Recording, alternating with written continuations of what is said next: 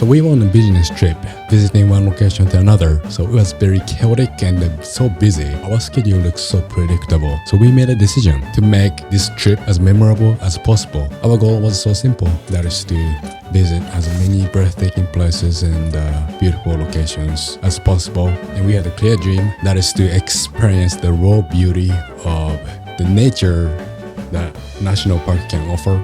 For instance, the height of Yosemite to the depth of Death Valley, Rocky Mountain, Horseshoe Bend, Grand Canyon, and Antelope Canyon. We also enjoyed our skiing trip in Colorado. I fell several times. One thing I will do next time will be to use gloves. I almost got frostbite. For me, it was more than just the checking off the list. I wanted to capture breathtaking moments through my camera lens, get to share this memory with you. Where are we going now? Arizona. How many hours of driving is that? 13. Of course, no adventure comes without its challenges. We drove long hours across states, and oftentimes we drove through nights. Night driving was very tedious. We were tired and exhausted. And it gets better. To cut our budget, we stuck to a super tight budget. This means no hotels or fancy meals. And when we finally reached Rocky Mountain, we were bummed to see lakes still frozen and hidden under snow. The snow-covered peaks were majestic, but we were not equipped to hike snowy mountains, so we couldn't really go any farther than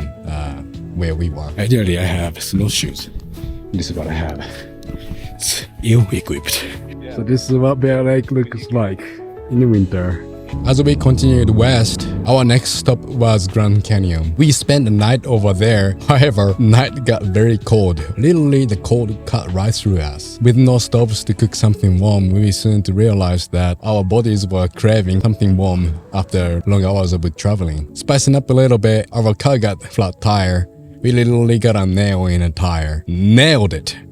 It literally came like a road trip curveball. Despite that Antelope Canyon is a wonderful place to explore, we were a bit disappointed. We were not allowed to film or use a tripod in the canyon. I had a clear dream to capture the canyon from every angle, but it taught me something really worthwhile learning. Sometimes you just have to take it in with your camera and your eyeballs. This is such a bulky mic to hold.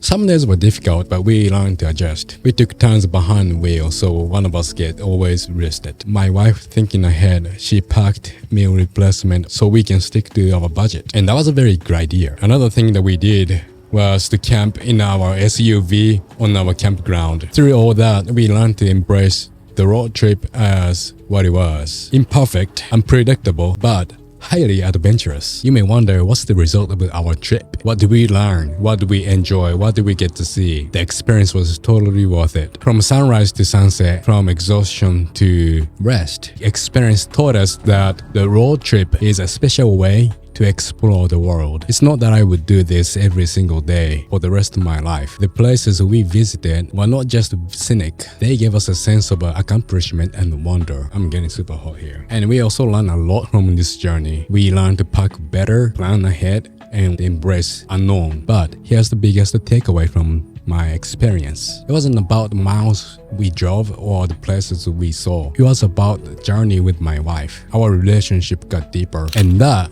was what mattered most. All that to say that you can do the same. So stay inspired, stay adventurous, and stay magnetic, folks.